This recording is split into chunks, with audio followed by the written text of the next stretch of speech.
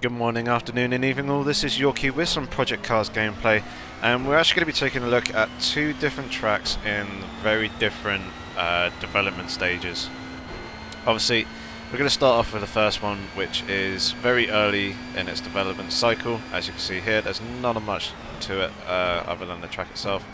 Around the outside, we've got some terrain, we've got some barriers, a few small crowds, bridges, and the odd couple of building here and there, sort of thing, but it's very, very minimal. This isn't the earliest stage that they've released a track in. I have seen a track where it is basically just a road and the grass immediately to the left and right of that, and you can kind of see the track snake all the way around. So obviously they got the terrain to kind of fill in that around the outside, but obviously it's very bare. There's not a lot in it at the moment. It's just a very basic grass texture, and the actual track itself as well, the road has a basic road texture as well.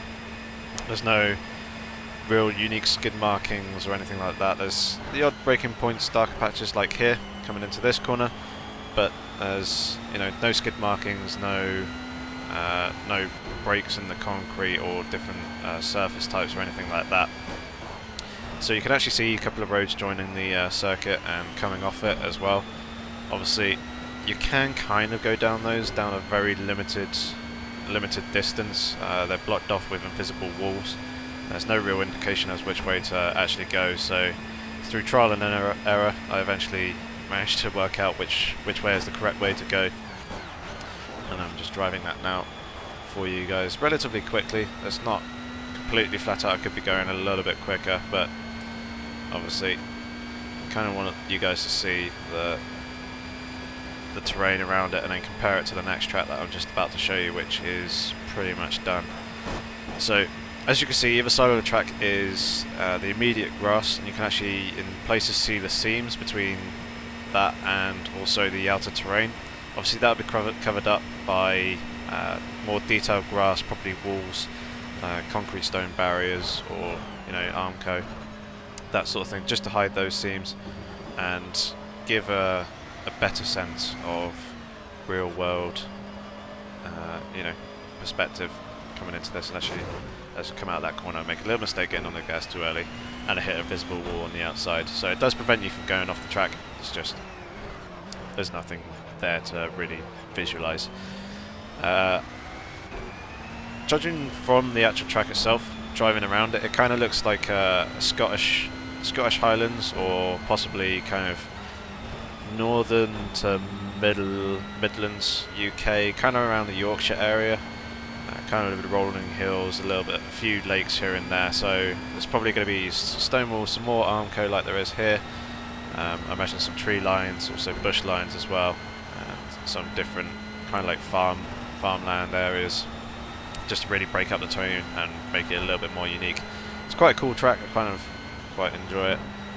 It's relatively very fast and very, very flowing, so I definitely look forward to seeing what they do with this in the future. I'll be keeping an eye out, and I'll probably post a couple of more videos as well when they do work on this track. They do actually post on a daily basis what changes they're actually making to what tracks, and at the moment they're kind of working on a Le Mans track, Hockenheim, Snetterton, Brands Hatch, and one or two others as well. They kind of chop and change between development of each track as they kind of see fit. So there's no real qualms with that, but obviously coming to the end of this track now, down at the start finish straight. I'm just going to park here next to these very placeholder buildings, which I imagine would be garages, and actually move on to another track in a different car, and hopefully you guys recognise this one as Suzuka, and we're actually in a McLaren. That's the MP12C GT3 car. Very, very nice car to drive, sounds absolutely fantastic as well. And we're actually going to move to a better camera angle to give you guys a better sense of just how far this track has actually come compared to the other one. So obviously straight away you can notice, well, we're at night, that one you can basically select on any track, but there's lights all around the grandstands, lighting up the grandstands. Grandstands are massive, full of crowds. There's crowds just on the embankments there, as you can see on the left hand side of the track. There's full-on barriers, you can see the individual skid markings on the road. There's fences all the way around the track, buildings with little tents, and Obviously there's the massive great big Ferris wheel all lit up in green as well. Grass and the gravel traps are all nicely textured and kind of blend in. I'll have to show you some basically footage of kind of what they do with, say, curbs and grass and the gravel traps, kind of blending it all in. Hockapine will probably be the best track to show you that on.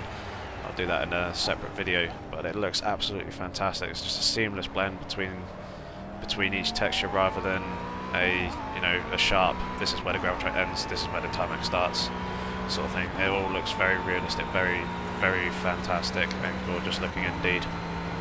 So you can see the terrain around the track as well, which gives it a real sense of being in the world. Kind of actually makes you feel like you're actually there.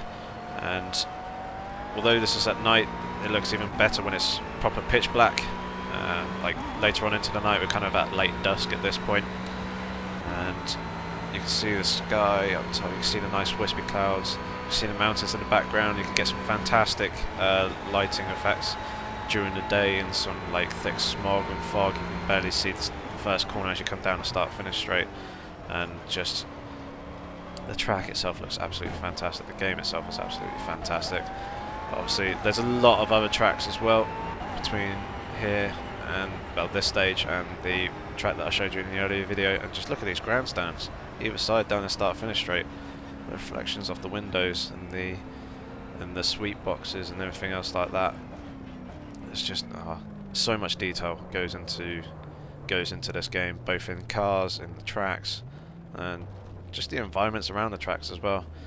You obviously got all the garages here, the pit boxes, pit walls on the right hand side of the track there, and the monitors inside.